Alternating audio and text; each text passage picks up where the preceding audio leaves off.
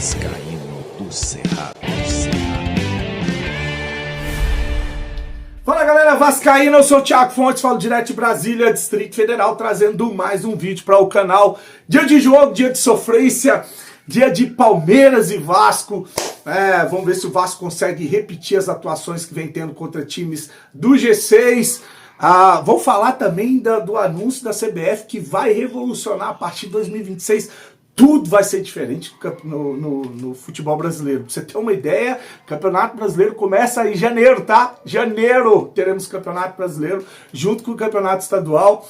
Enfim, vamos falar de futebol, vamos falar de Vasco da Gama. Antes eu vou pedir para você deixar o joinha, deixa o like, se inscreve no canal, comenta, compartilha, deixa o hype, tudo que você puder fazer para o canal ser indicado, impulsionado na plataforma. Eu agradeço a força, agradeço a moral, beleza? Olha, eu antes de começar a trazer notícias do futebol, da CBF, do calendário para 2026, do Vasco que joga hoje, eu quero fazer aquele agradecimento. Fechou hoje, né?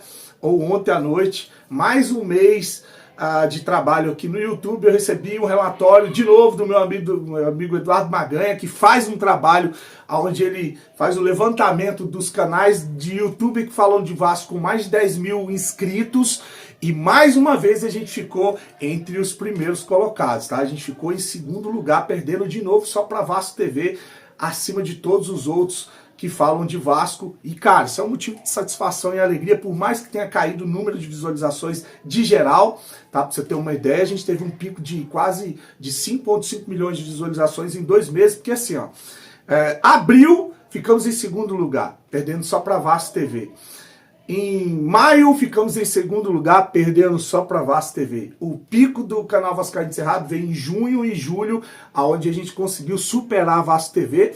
Chegamos a 5 milhões e meio de visualizações em junho e julho, sendo o canal que fala de Vasco com mais de 10 mil inscritos, com mais visualizações no YouTube, com muita satisfação e alegria. E agora, no mês de agosto, fechou, a gente ficou mais uma vez atrás só do canal institucional do Vasco, que é a Vasco TV, com quase 4 milhões de visualizações. Opa, aqui ó, tá faltando um mês, tá? Tô fechando em agosto, não, é setembro. Agosto foi o mês passado. Agosto ficamos em segundo, setembro a gente ficou em segundo também de novo, com 3 milhões e 800 mil visualizações atrás só da Vasco TV. Então são 6 meses ali, sendo que 4 a gente ficou em segundo lugar, atrás da Vasco TV, e 2 a gente conseguiu chegar no topo da audiência aí, falando de Vasco. Então, agradecimento a todos vocês que confiam, que acreditam, que abraçaram aqui o meu trabalho, o meu canal, a minha família. Então, muito satisfeito, muito feliz aí com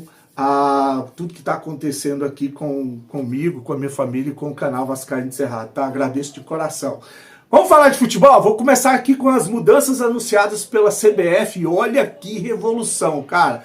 Primeiro a CBF anunciou mudanças para 2026, que vai gerar uma redução de 15% dos jogos para times que jogam a Série A, tá? 15% de jogos a menos no calendário.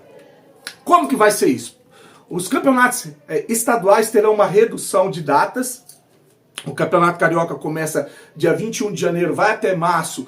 Ele vai passar de 15 datas ou 15 jogos para 10 jogos, com uma final única, tá? Não é ida e volta, é só um jogo só, a final. Então você já tira 5 datas aí do calendário dos jogos do Campeonato Estadual, que vai ser tiro curto, né? Segundo, a CBF vai criar uma Copa Sul-Sudeste. Mas, cara, você está falando de redução de campeonato, ela vai criar uma Copa Sul-Sudeste para botar times que não estão jogando a Libertadores e a Sul-Americana para jogarem essa Copa, tá? Não tem a Copa do Nordeste? Então agora vai ter a Copa Sul-Sudeste, onde esses times que não se classificaram para Libertadores e Sul-Americana não tem aquele negócio de o time vai ter a semana cheia porque os outros vão estar jogando Libertadores. Não, aí eles vão estar jogando essa Copa Sul-Sudeste, que serão 12 clubes divididos em 2 grupos de 6 times. Cada time vai ter de 6 a 10 jogos, então mais um campeonato, uma Copa. Calma que eu te explico como é que vai ter essa redução, além dos 5 jogos, as 5 datas a menos no campeonato estadual. Na Copa do Brasil, os times da Série A só vão entrar a partir da 5ª fase. Então, quer dizer, você tem a primeira, a segunda, a terceira, a 4ª fase. Aí na quinta fase os times da Série A vão entrar na Copa do Brasil. A Copa do Brasil também vai ter uma final com jogo único. Então você tira um calendário e corta mais 4 jogos aí, que as 4 primeiras fases que não vão entrar. Só que a Copa do Brasil tem mais 2 detalhes. Lembra que os clubes tinham que ter ranking no estadual, fizeram isso para não botar a reserva no estadual? Ranking no estadual para poder se classificar para a Copa do Brasil? Acabou isso aí, tá? Todos os clubes que estão jogando a Série A terão vaga automática na Copa do Brasil. Então acabou isso, todos os clubes vão jogar a Copa do Brasil. E a Copa do Brasil passa de 92 times para 126, por isso que vão ter mais fase, tá? Então, a nova Copa do Brasil com mais clubes e os times da Série A entrando todos a partir da quinta fase. Em 2026 teremos impedimento semiautomático. Acabou também esse negócio do cara lá no VAR com a linha manual lá e chega pra lá. Ah, não, vai pra cá. Não, é o Flamengo, vai pra lá. Não, então, acabou esse negócio de linha manual. Vai ser impedimento com tecnologia, o semiautomático, que dá ali em questão de segundos, né? E a CBF deve anunciar, a partir de novembro, o fair play financeiro. O que significa? Os clubes não podem gastar mais do que eles faturam. E depois aí vai ter que ser uma live para explicar, porque é muito técnico, mas assim, de uma maneira grossa, assim, superficial, e grossa lá ele, né? Superficial é isso, né? Os clubes não podem gastar mais do que faturam. Então, o fair play financeiro sendo implementado a partir de novembro.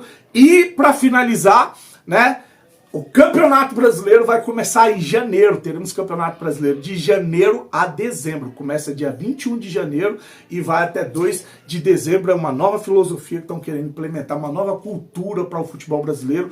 Lembra que a gente joga o estadual, começa a Copa do Brasil, fica ansioso esperando para começar o Campeonato Brasileiro lá quase para abril, maio. Pois é, acabou isso. Agora a partir de janeiro, 28 de janeiro, teremos jogos do Campeonato Brasileiro. E é assim, o jogo do Campeonato Brasileiro nesse estágio que vai estar rolando no estadual, o estadual vai ser no meio de semana e o Campeonato Brasileiro vai ser rodada no final de semana. Curioso, né? E aí vai até dezembro. Mas como que você vai ter o Campeonato Brasileiro o ano todo? Como que você vai ter mais uma competição? Como que você vai diminuir os jogos em 15%? E cadê o recesso dos jogadores? Vou explicar para você agora. Vai ter a Copa do Mundo.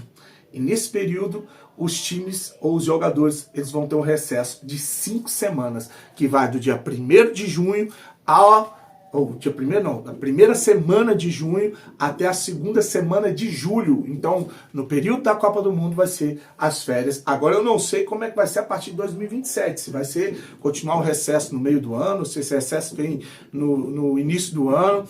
Isso aí eu não pesquisei, mas 2026 os jogadores, né, terão ali um recesso de 5 semanas durante a Copa do Mundo. O que você achou aí das novidades para 2026 nos campeonatos, no Campeonato Brasileiro, Copa do Brasil, essa nova Copa que vão criar, os estaduais, o fair play, o impedimento semiautomático? Deixe seu comentário, comenta aí para a gente poder resenhar, que agora a gente vai falar desse pré-jogo entre Palmeiras e Vasco. Vamos de pré-jogo. Antes só quero falar uma parada aqui. Quero pedir desculpa para vocês por essa primeira parte do vídeo aí, que saiu com muito ruído, muito barulho. A poluição sonora foi terrível, né? Meu caso com muito menino é assim, né? Os meninos estavam brigando, gritando, chorando e acabou saindo no vídeo. Eu não... Tá muito em cima da hora, eu não vou gravar de novo, tá? Então vou deixar assim, só pedir desculpa para vocês e a partir de agora tá tudo... Eles estão mais calmos, estão assistindo desenho, né? Fechei a porta.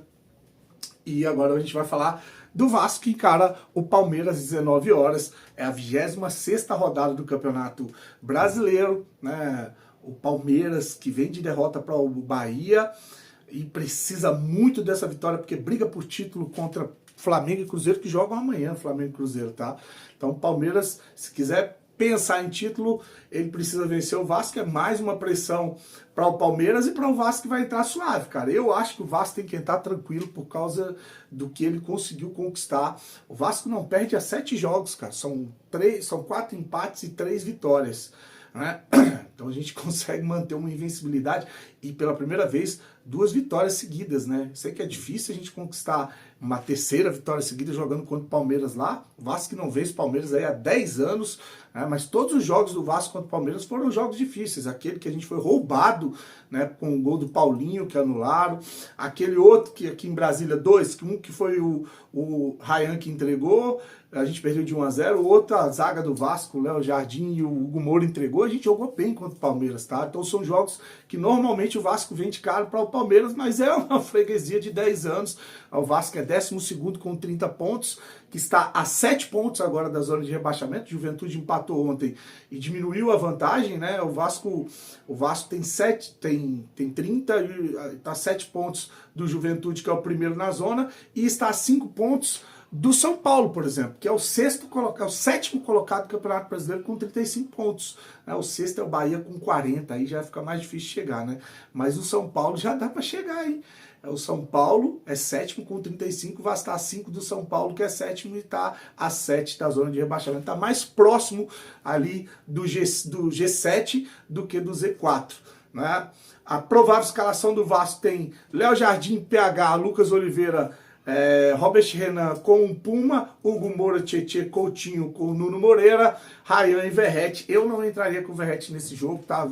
Vou repetir aqui, não tenho nada contra o Verratti, a gente fica chateado quando eu falo isso. Não tem nada de jogador ficar no banco não, cara. E entrar no segundo tempo, por exemplo, se estiver precisando de jogador com a característica dele de área para cabeçar ou cabecear, fazer uma pressão ele estiver perdendo, mas eu não entraria com o Verratti, eu entraria com jogadores de velocidade, eu entraria com Ryan e David, por exemplo, dando mais liberdade para o Coutinho e o Nuno Moreira sobrarem ali. Mas como a gente fez com o Santos, eu não entraria com o Verratti, tá? Eu não entraria com o Verratti, mas sei que o Fernando Diniz vai morrer abraçado ao Verratti, essa é a provável escalação. Ou o Andrés Gomes, lá o colombiano, com o Ryan, tá? Teve gente que não tá gostando também do David. A provável escalação do Palmeiras tem o Everton, esse Giai, que é aquela praga que aqui em Brasília tirou um gol do Vasco de bicicleta, da linha do gol, cara. Deu uma bicicleta, a bola entrando, já tinha passado do goleiro, ele tirou o gol do Vasco. Gustavo Gomes, Murilo e Piquerez, que é dúvida, né? Mas está aqui na provável escalação. Aníbal Moreno, Andrés Pereira, Felipe Anderson, Rafael Veiga, Flaco Lopes e Vitor Roque. Essa provável escalação do Palmeiras para logo mais. Rafael Klein apita. Na sala do VAR é o Daniel Nobre Bins. Por que eu estou falando aqui que a gente tem que entrar suave, sem muita pressão? A gente não pode, lógico que se ganhar, maravilha, um empate não é mau resultado, mas o nosso foco, a gente não pode perder jogadores nesse sintético, num jogo tão difícil, para os nossos próximos 2 jogos. A gente pega no domingo o Vitória em São Januário, né? E depois pega o Fortaleza. Esse é o nosso campeonato, tá? Infelizmente, esse é o nosso campeonato, não o Palmeiras. Se ganhar, lógico, vamos ficar felizes, mas tem que tomar cuidado para não perder jogadores para 2 jogos muito importantes, porque se o Vitória ganha, é jogo de 6 pontos, tá? Vitória e Fortaleza contra o Vasco é jogo de 6 pontos.